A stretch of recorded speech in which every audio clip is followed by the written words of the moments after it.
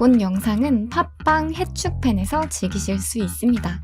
네, 안녕하세요. 해축팬 2부로 돌아왔습니다. 2부에서는 경기 리뷰를 진행해 볼 텐데요. 오늘은 좀 충격적이었던 토트넘과 뉴캐슬 경기, 그리고 두 번째 경기로 사우스햄튼과 아스날의 경기도 한번 준비를 해봤습니다. 자, 그럼 먼저 토트넘과 뉴캐슬과 토트넘 경기 먼저 들어가 보도록 할 텐데요. 일단 스코어가 약간 믿기지가 않습니다. 6대1이에요. 네, 제가 이 경기를 준비를 했는데 사실 어제 경기를 보면서 이거는 뭐 우리가 준비할 거 없다. 오히려 좋다. 일을 안 해도 되겠다라는 생각이 들 정도로 날먹에. 왜냐면 이거는 할 얘기가 굉장히 많지 않습니까? 전술적인 얘기를 할 수가 없어요. 이런 경기는. 초반 얘기만 좀 하면 되죠. 네, 뭐 그 이후에는 뭐 의미가 없으니까. 근데 초반도 20분에 5골이어서 이게 뭘 말해야 될지 잘 모르겠어요. 저 10분에 3골입니다. 10분에 3골, 20분에 5골. 이 정도면 와, 이거 뭐 그런 짤도 많이 돌던데 뭐 3골 주문하려면 얼마나 걸려요? 9분이면 충분합니다라는 이런 짤도 돌아들고 뭐 어제 경기를 보면서 굉장히 충격을 많이 받았습니다. 토트넘 팬분들은 다 충격을 받으셨겠죠. 그다음에 한국에는 굉장히 그냥 손흥민 선수 때문에 토트넘 경기 매주 챙겨보시는 분들도 많은데 정말 와, 이게 뭔가 현실을 다들 믿지 못했을 것 같아요.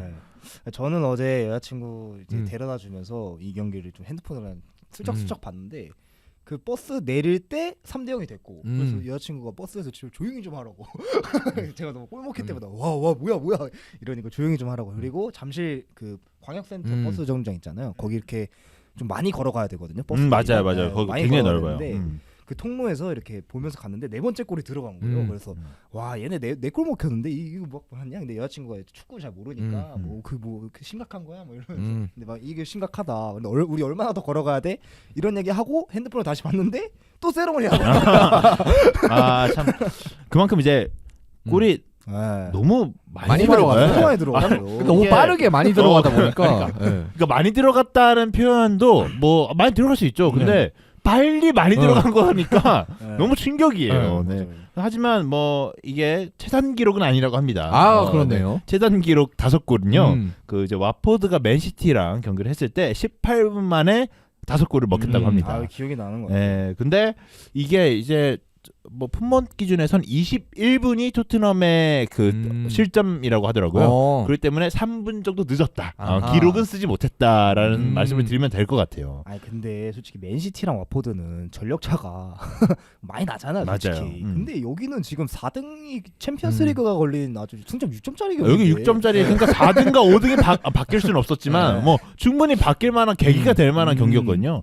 그렇기 때문에 굉장히 충격적이고 이런 스코어는 거의 보지 못했다. 이 6대1 경기는 아마 아스날 우리가 한번 6대1 이겼던 것 같은데 토트넘이 맨유를 6대1로 이겼어요. 네, 이겼어요. 그때는 이겼습니다. 그리고 최근 경기를 돌아보면 이제 리버풀이 맨유를 또 크게 이긴 적이 있었고 그 정도가 좀 약간 생각나네요. 그때랑 좀 비슷한 수준으로 많이 먹힌 것 같아요. 그때 후반전이긴 했지만 하지만 이 전반 20분 만에 경기에 이렇게 나오는 건 진짜 오랜만에 봅니다. 오랜만도 아니야. 저는 기억도 나지 않습니다. 그다음에 더 충격적인 거는 이제 와포드 경기 같은 경우에 맨시티 와포드 좀 차이가 많은 팀이라서 그럴 수도 있는데 여기는 그냥 비슷한 팀들끼리 그다음에 순위가 이렇게 붙어 있는데 이런 차이가 났다는 게 좀 느껴지지가 않습니다. 네, 어쨌든 그래서 뭐 선발 라인업부터 살펴보죠. 네, 일단 홈팀 뉴캐슬부터 살펴보면 니포프가 골키퍼를 지켰고 덴번, 고트만, 셰어, 트리피어 여기는 똑같습니다.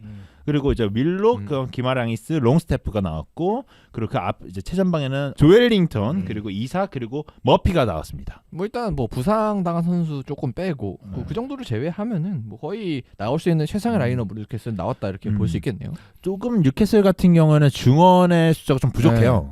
정말 품목 기준에서 그 스쿼드를 봤을 때 중앙 미드필더가 5명 있더라고요. 그러니까 괜히 이강인 선수를 노리는 게 아니에요. 그러니까 그쪽은 지금 미드필더 자원들이 좀 부족하다 보니까 그 부분에 대해서 걱정을 많이 하고 있는데 어쨌든 어제 경기에서는 이겼기 때문에 그런 문제는 없었습니다.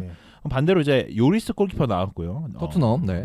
포로, 로메로, 다이어, 페리시치가 나왔습니다. 그러니까 이 토트넘에서 제일 놀라웠던 건 이제 수비수가 이게 끝이라는 거죠. 네, 포팩이 나왔어요. 이제 백포가 나왔는데 이번 시즌에 백포 쓴 적 선발 라인업 없었던 것 같습니다. 한 번 없고 그리고 교체 시에 백포로 전화했던 적은 있습니다. 제 기억이 맞을 거예요. 아마 근데 이게 작년인가 올해인가 그것도 좀 기억이 가물가물하긴 한데 뭐 막 지고 있을 때 히샬리송이랑 케인 투톱 넣고 손흥민이랑 크루세프 윙으로 넣고 이런 사사이가 나올 수 있죠. 그리고 이제 앞에 사르, 스킵, 호이비에르가 나왔고 그 앞선에는 이제 해리케인과 손흥민 그리고 클루세스키가 손케쿨이라고 표현하죠. 손케쿨이 나왔습니다. 네. 4-3-3이었죠. 예. 네.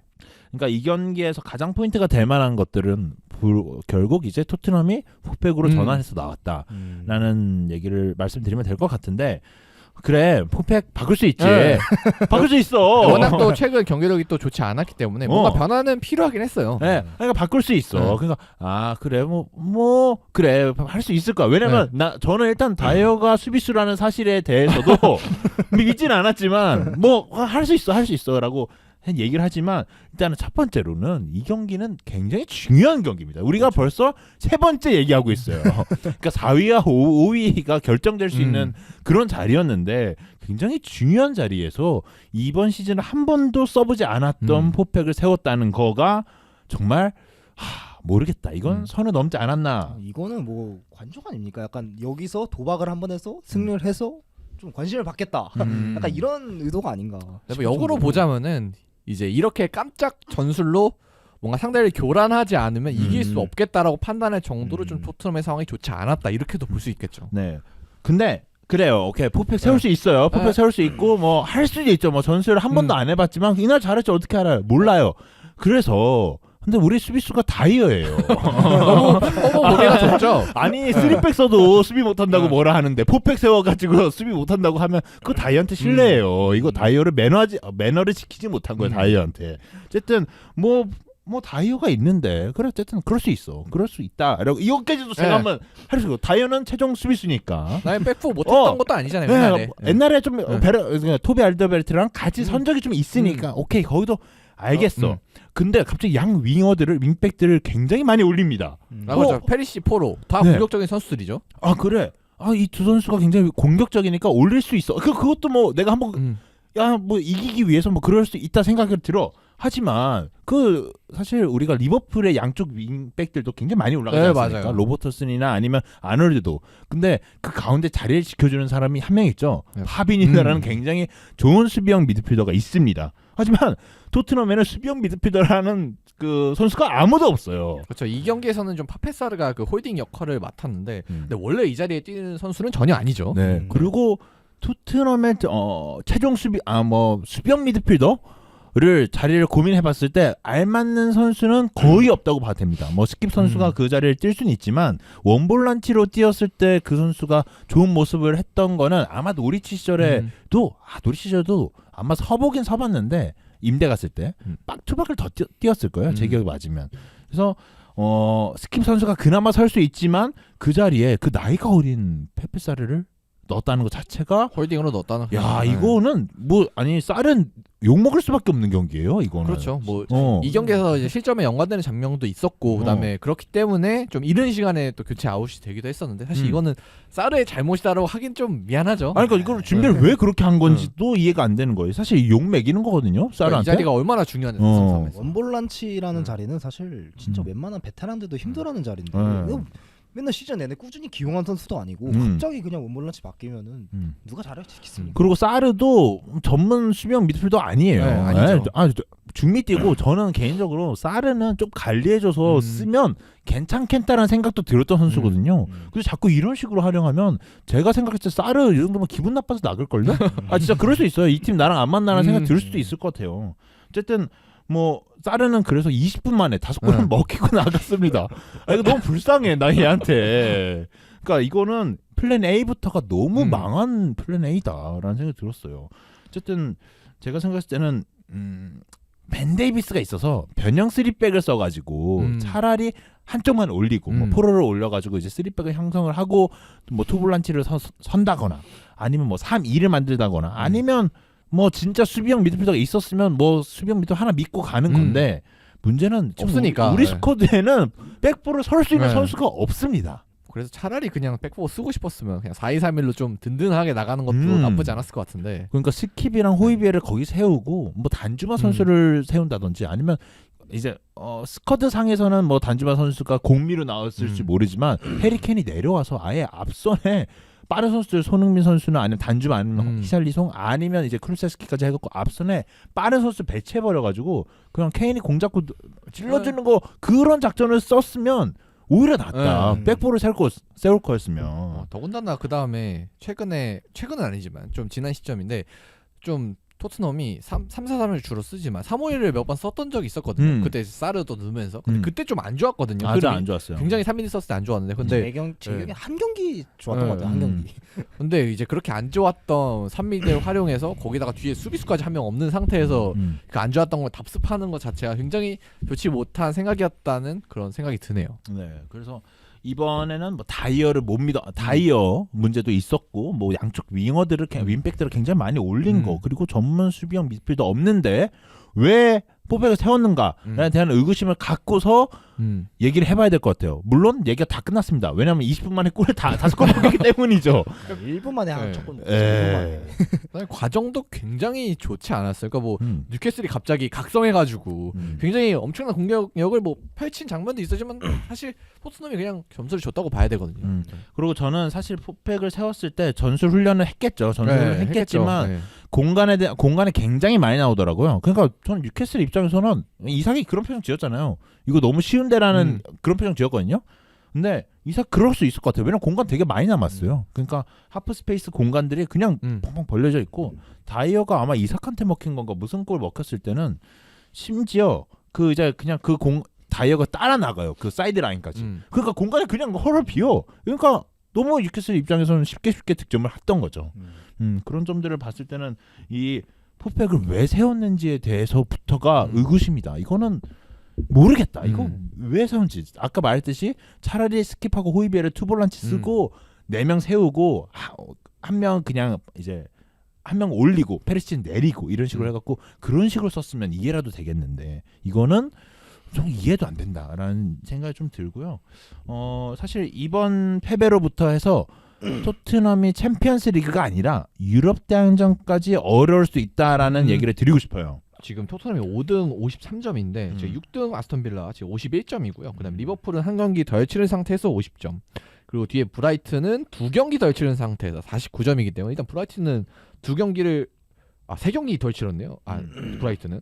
그래서 이 경기를 다 이기면 그냥 토트넘 제끼는 거고 리버풀도 한 경기 덜 치는 거 이기면은 이제 토트넘과 좀 승점 동률이 되는데 이제 여기는 또 골득실이 장난이 아니라서 그러니까 토트넘이 따라잡을 수가 없죠. 실질적으로 빌라는 일단은 모든 경기 수가 똑같기 때문에 마이너스 2점. 그러니까 이제 토트넘 앞으로 지지 않으면 빌라한테 제껴질 일은 없어요.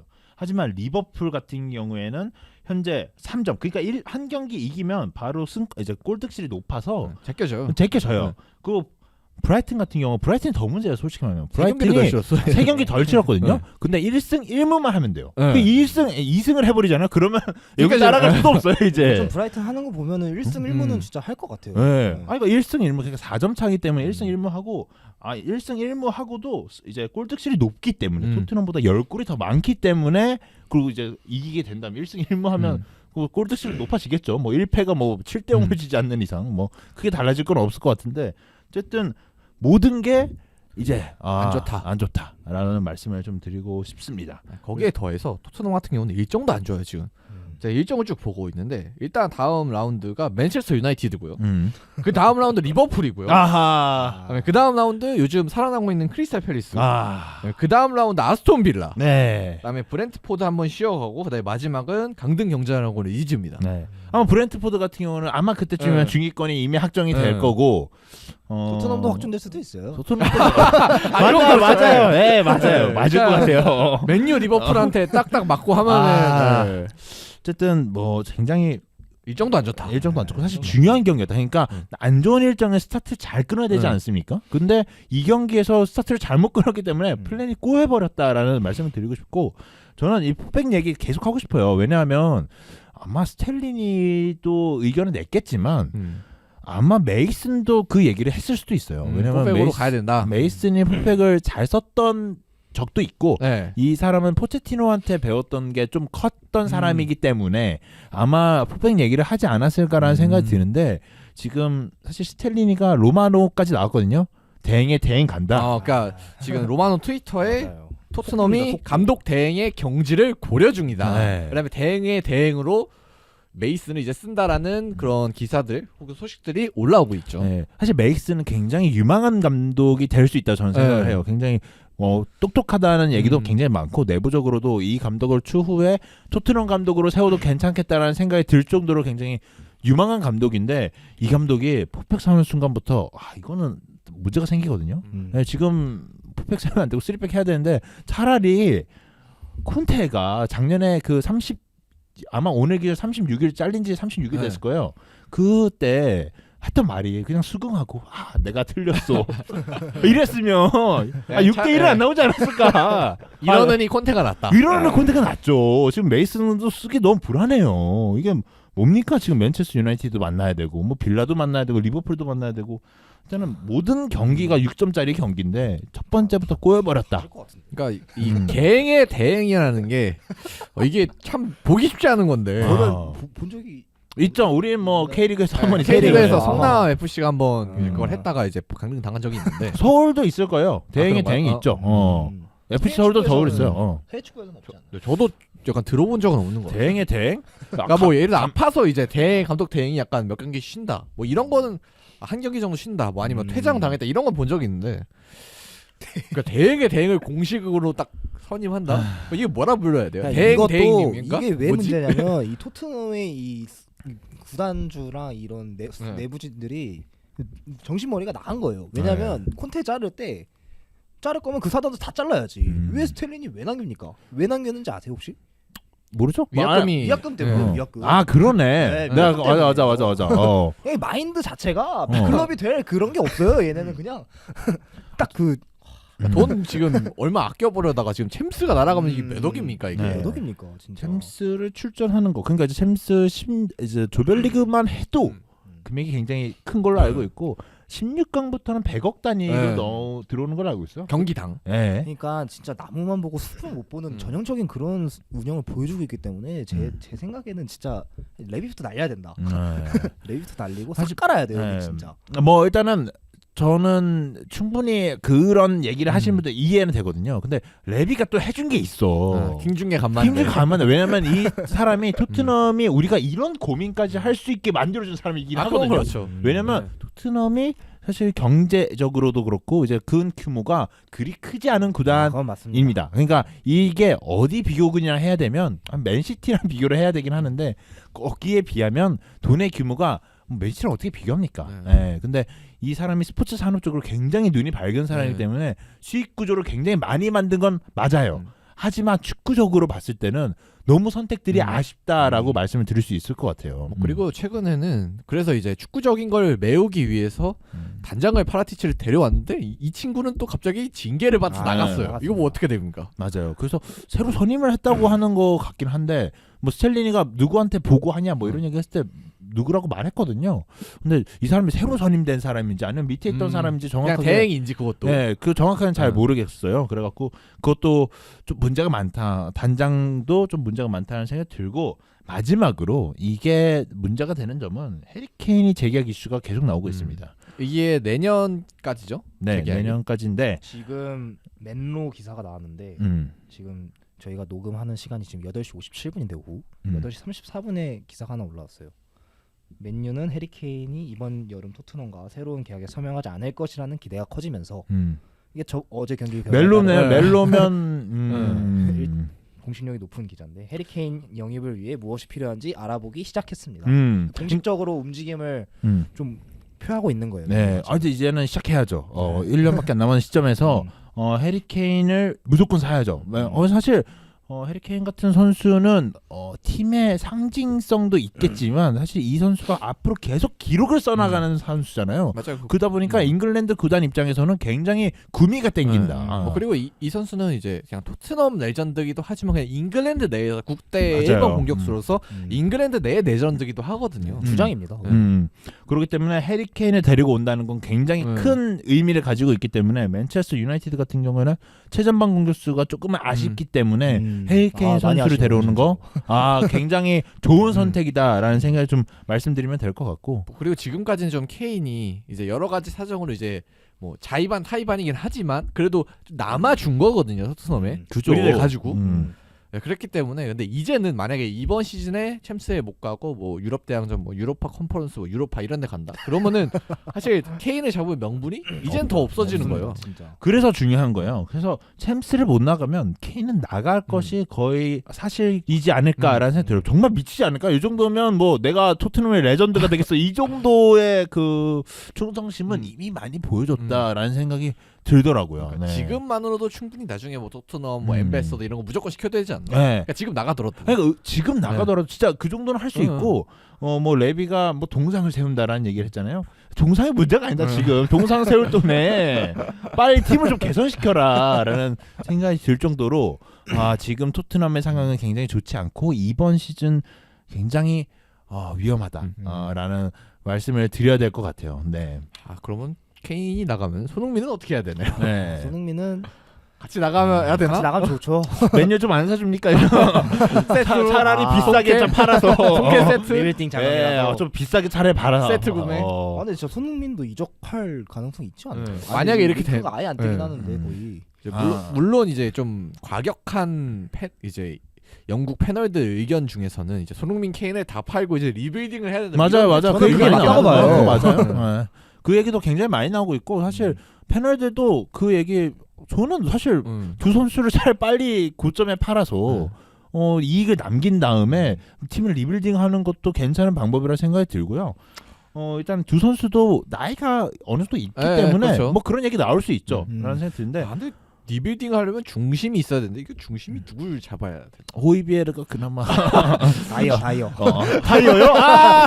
이 선수는 팔고도 토트넘은 다이어가 딱입니다. 이게 토트넘의 문제가 손캐 빼고는 중심이 없어요. 손캐가 가장 가치가 높은데 또 이렇게 유마에 키우는 어린 선수도 뭐 스킵이 있긴 하지만 사실 2% 아쉽죠. 예, 2%가 아니야. 이 상황에서 손캐 팔았다간 이제 진짜 그냥 그 토트넘 중위권 그 시절로 그냥 돌아가 버릴 수도 있기 때문에 진짜 이 상황이 잘 선택을 해야 되지 않을까. 네. 또 손흥민 선수의 운명도 사실 여기에 걸려 있기 때문에 저희 입장에서는 또 오프 시즌에 많이 주목을 해봐야 되지 않을까.